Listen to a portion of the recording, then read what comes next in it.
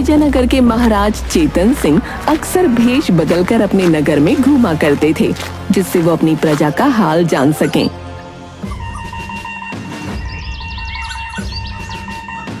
हमेशा की तरह एक दिन महाराज चेतन सिंह विजयनगर के बाजार में घूम रहे थे।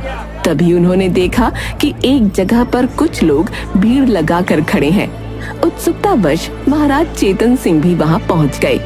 एक सेठ बोल रहा था, पंडित जी, इस धूर्त ने मुझे धोखा दिया है। मेरा कान साफ करने के बहाने इसने मेरा कान चोरी कर लिया। मुझे मेरा कान वापस चाहिए। हाँ। नहीं पंडित जी, ये सेठ जी झूठ बोल रहे हैं। मैंने ऐसा कुछ भी नहीं किया है। तुम्हारा नाम क्या है युवक? पंडित जी, मेरा नाम हर्ष है और मैं दूसरे नगर से इस नगर में आज ही काम की तलाश में आया था। कैसा काम? पंडित जी, मैं लोगों के कान साफ करने का काम करता हूँ और इसके बदले वो जो कुछ भी मुझे खुशी खुशी दे देते हैं वो ले लेता हूँ। हाँ तो सेठ जी, आप ये कहना चाहते हैं कि हर्ष ने आपका कान चोरी कर लिया है? जी पंडित जी, इसने मेरा कान चोरी कर लिया है। क्या इसकी तलाशी करने पर आपके कान इसके पास मिले? नहीं, इसने जादू से गायब कर दिए। सभी हैरान थे कि सेठ कैसी बातें कर रहा है। भला किसी के कान भी चोरी हो सकते हैं क्या? विजयनगर में रहने वाले पंडित ज्ञान प्रसाद अपनी बुद्धि के लिए बड़े ही प्रसिद्ध थे। लोग उनकी बुद्धि और ज्ञान का लोहा मानते थे। हाँ तो युवक, बोलो, तुम क्या कहना चाहते हो? मैं आप सबसे क्षमा चाहता हूँ। मैं सेठ जी को उनका कान वापस कर दूंगा, परंतु उसमें एक मुश्किल है। कैसी मुश्किल? तुमने मेरा एक कान चोरी किया है। या तो मुझे वो कान वापस करो या मैं तुम्हारे पास जितने भी औजार हैं वो सब ले लूंगा। सेठ जी, मुश्किल यह है कि जैसा इसने मुझे बताया, इसके पास चोरी किए गए कानों का खजाना है जिसमें सैकड़ों आदमियों के कान जमा हैं। अब मुश्किल यह है कि इसे याद नहीं कि आपका कान उसमें से कौन सा है। मतलब मैं कुछ समझा नहीं भाई। हर्ष, तुम ही सेठ जी को सारी बातें सच सच बता दो। सेठ जी, मेरे पिताजी और उनके पिताजी लोगों के कान चुराकर एक जगह पर रखते आए हैं। हमारे पास सैकड़ों लोगों के कान हैं और उसमें से आपका कान पहचानना मेरे लिए बहुत मुश्किल है। इसलिए मुझे आपका दूसरा कान भी चाहिए होगा ताकि मैं उसे ले जाकर उसके जोड़े का कान उस खजाने में से ढूंढकर निकाल सकूं। अब नहीं नहीं, मैं अपना कान काट कर बिल्कुल नहीं दूंगा। हाँ। सेठ जी, आप कैसी बातें कर रहे हैं? जरा से कम पैसों के लिए आपने अपना एक कान तो चोरी करवा दिया और अब जब आपको अपना कान वापस मिल रहा है तो आप उसे लेना नहीं चाहते।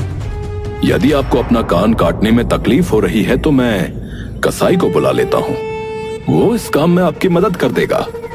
नहीं नहीं, मैं अपना कान नहीं कटवाऊंगा।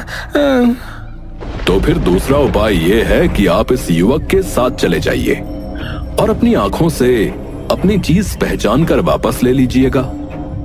नहीं पंडित जी, मैं इसके साथ नहीं जाऊंगा। ये रास्ते में मुझे नाव से उठाकर समुद्र में फेंक देगा। हाँ। तो फिर इस समस्या का हल कैसे निकलेगा? सेठ जी, मुझे मेरी गलती का एहसास हो गया है। मैं अपने पाप का प्रायश्चित करना चाहता हूँ और वो तभी होगा जब मैं आपको आपका कान वापस कर दूं। कोई नगर के कसाई को बुला लो ताकि वो सेठ जी का दूसरा कान काटकर इस युवक को दे दे और ये युवक अपने खजाने से सेठ जी का कान वापस ला सके। सेठ जी, हमारे कर्मों का फल हमें यही मिलता है। शायद ये बात आप समझ गए होंगे। आप अपने मुख से सत्य बताएंगे या मैं बताऊं? मुझे क्षमा कर दो युवक। तुम्हारे इन अनोखे और कीमती औजारों को देखकर मेरे मन में लालच आ गया था, इसलिए मैंने ये सब किया ताकि मैं तुमसे ये सब बिना कीमत दिए ले सकूं। पंडित जी, आपका बहुत बहुत धन्यवाद, क्योंकि आज आपकी ही सूझबूझ की वजह से मेरे दादा परदादा की दी हुई ये पुश्तैनी धरोहर बच सकी है। महाराज चेतन सिंह ये सब देखकर पंडित ज्ञान प्रसाद से बड़े प्रभावित हुए और मन ही मन उन्होंने पंडित जी के ज्ञान की परीक्षा लेने का निश्चय किया। चेतन सिंह ने पंडित ज्ञान प्रसाद को दरबार में बुलवाया।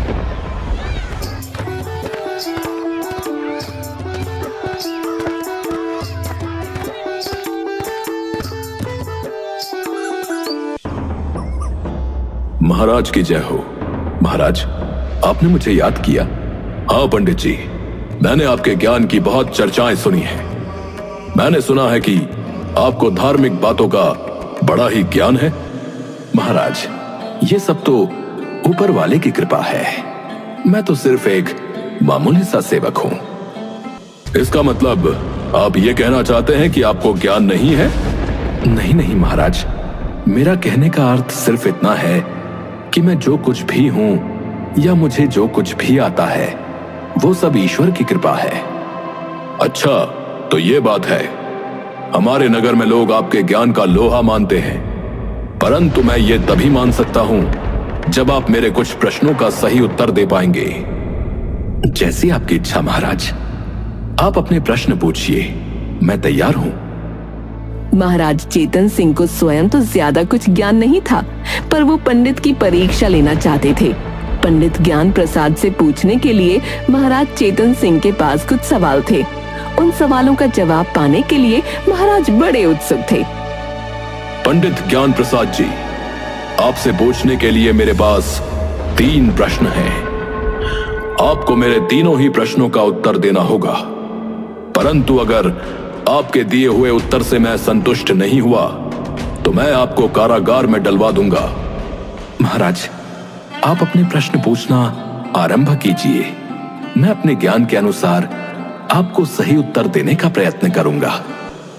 मेरा पहला प्रश्न यह है कि भगवान कहां पर बैठते हैं। दूसरा प्रश्न यह है कि भगवान अपना मुंह किस दिशा में रखते हैं। और तीसरा प्रश्न यह है कि भगवान क्या करते हैं। महाराज, आपके तीनों ही प्रश्न बहुत ही ऊंचे हैं और मेरे लिए इनका उत्तर देना कठिन है। पंडित ज्ञान प्रसाद जी, इसका मतलब आपने हार मान ली। दरबार में उपस्थित अन्य लोग हैरान होकर ये सब देख और सुन रहे थे। पंडित ज्ञान प्रसाद कुछ समय खामोश रहे।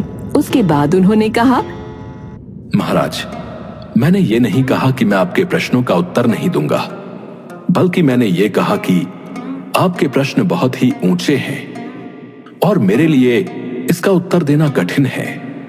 मुझे आपके प्रश्नों का उत्तर देने के लिए समय चाहिए होगा।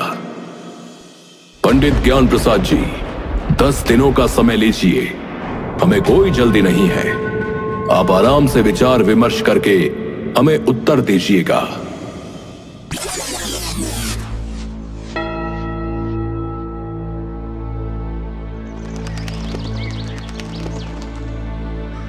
नवे दिन उन्होंने अपनी पत्नी से कहा, भाग्यवान, मुझे अभी तक महाराज के प्रश्नों का उत्तर समझ नहीं आ रहा और कल महाराज द्वारा दी गई समय सीमा का आखिरी दिन है।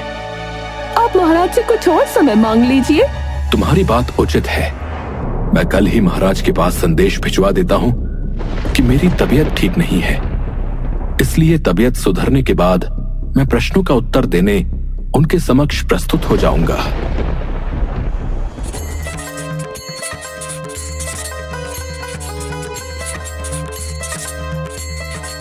पंडित ज्ञान प्रसाद ने ऐसा ही किया और महाराज तक संदेश भिजवा दिया।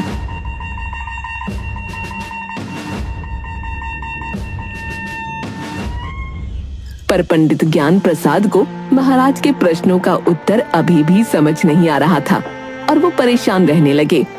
पंडित ज्ञान प्रसाद का शिष्य चंद्रमोहन पंडित जी के चेहरे पर परेशानी को देख व्याकुल होने लगा और एक दिन उसने पंडित जी से पूछा, गुरुदेव, पिछले कुछ दिनों से देख रहा हूं कि आप बहुत परेशान दिख रहे हैं। क्या बात है गुरुवर? कुछ नहीं चंद्रमोहन, सब ठीक है। नहीं गुरुवर, मैं इतने वर्षों से आपके साथ हूं, आज तक मैंने आपके चेहरे पर ऐसे भाव कभी नहीं देखे। आप मुझे अपनी परेशानी का कारण तो बताइए। क्या पता मेरे पास उस परेशानी का कोई हल हो। चंद्रमोहन जिद करके बैठ गया और अंततः पंडित ज्ञान प्रसाद ने अपने शिष्य चंद्रमोहन को सारी बात बता दी।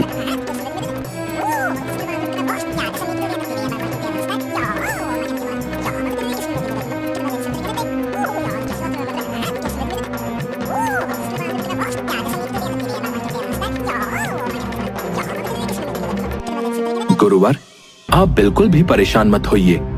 महाराज के दरबार में मैं इन प्रश्नों का उत्तर देने जाऊंगा। चंद्रमोहन, तुम? नहीं, मैं तुम्हारे प्राण दांव पर नहीं लगा सकता। अगर महाराज को प्रश्नों के दिए हुए उत्तर से संतुष्टि नहीं मिलेगी तो वो तुम्हें कारागार में डाल देंगे, और मैं नहीं चाहता कि मेरी वजह से तुम किसी मुश्किल में पड़ो। आप बिल्कुल भी परेशान ना हो। मैं महाराज के पास जाऊंगा और उनके प्रश्नों के उत्तर दे दूंगा। लेकिन दिए हुए उत्तर से महाराज संतुष्ट नहीं हुए तो वो तुम्हें कारागार में डलवा देंगे। आप बिल्कुल भी चिंता ना करें। मैं बहुत से संतों और फकीरों के पास बैठता रहता हूं। उनके उपदेशों से मैं अवश्य ही महाराज को संतुष्ट कर दूंगा। चंद्रमोहन के जिद करने पर भारी मन से पंडित ज्ञान प्रसाद ने उसे महाराज के पास जाने की आज्ञा दे दी।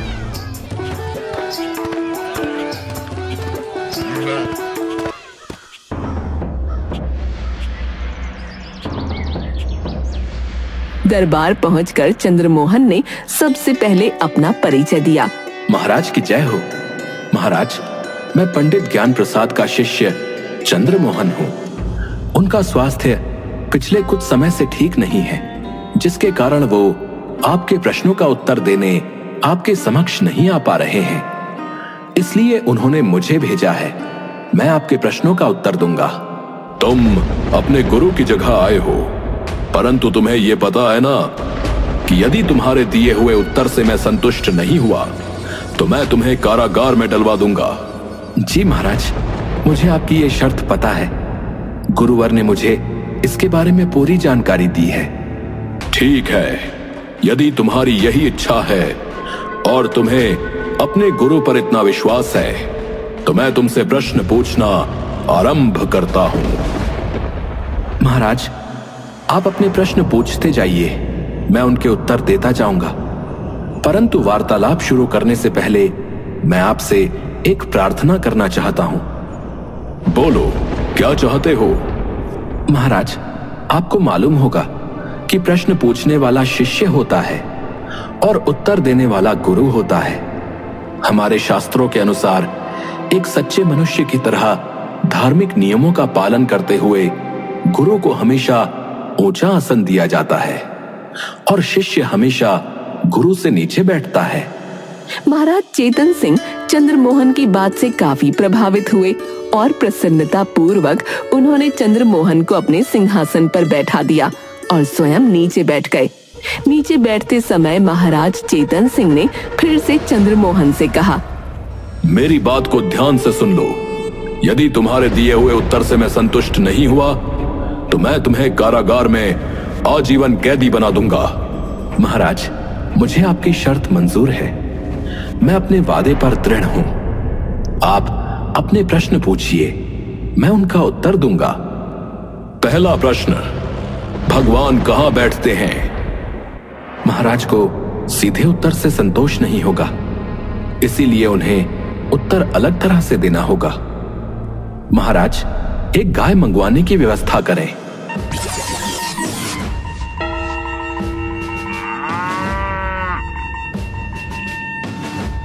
महाराज, क्या इस गाय में दूध है? अवश्य है। कहां पर है? इसके थनों में है। यह गलत उत्तर है। दूध गाय के सारे शरीर में व्याप्त होता है। थन तो केवल उस दूध को बाहर निकालने का साधन है।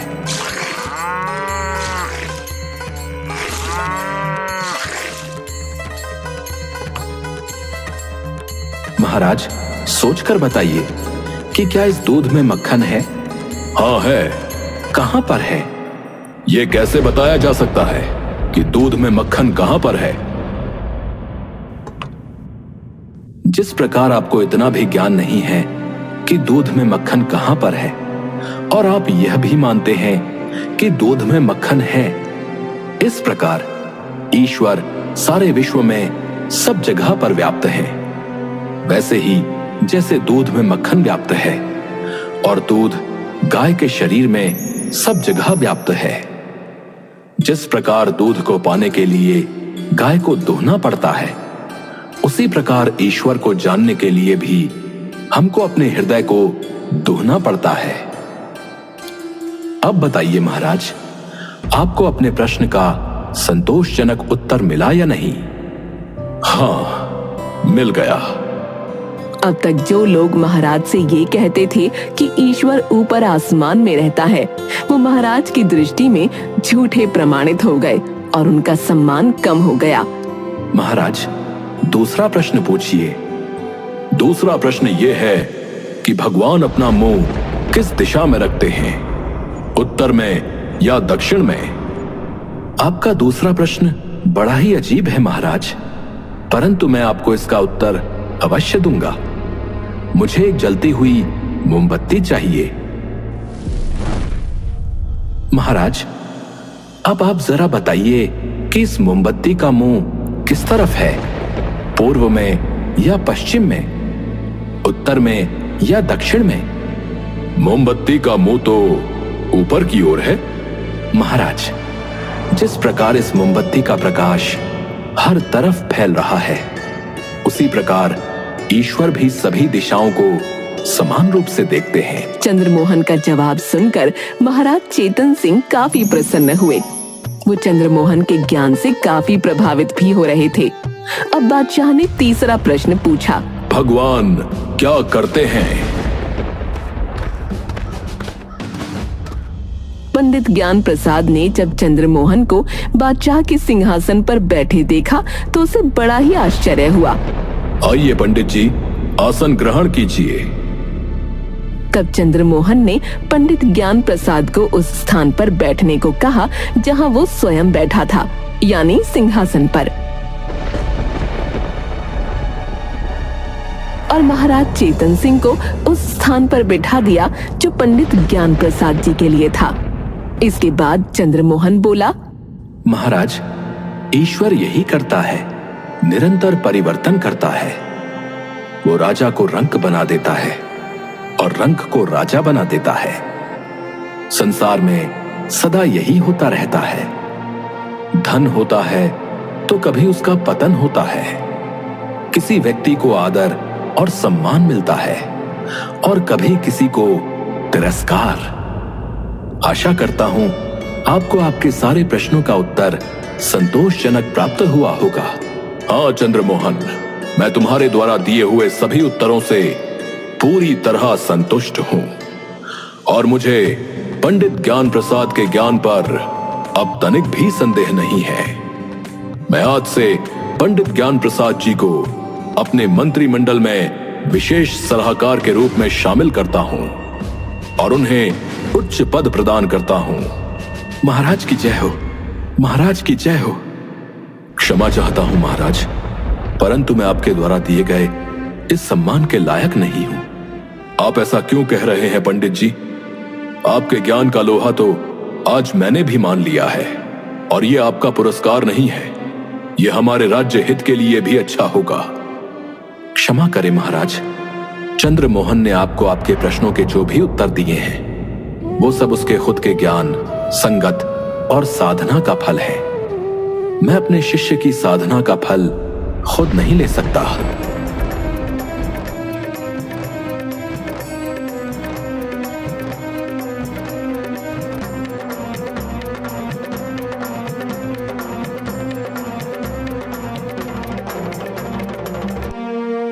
हम आपकी सत्यता और हिम्मत की दाद देते हैं, क्योंकि एक गुरु के लिए अपने शिष्य को अपने से ऊपर रखना बहुत हिम्मत की बात होती है। आज आपने ये साबित कर दिया कि आपका ज्ञान सर्वोपरि है। हम चंद्रमोहन को अपने मंत्रिमंडल में विशेष सलाहकार के रूप में सम्मिलित करते हैं और पंडित ज्ञान प्रसाद को अपने विजयनगर राज्य का राज्य गुरु घोषित करते हैं।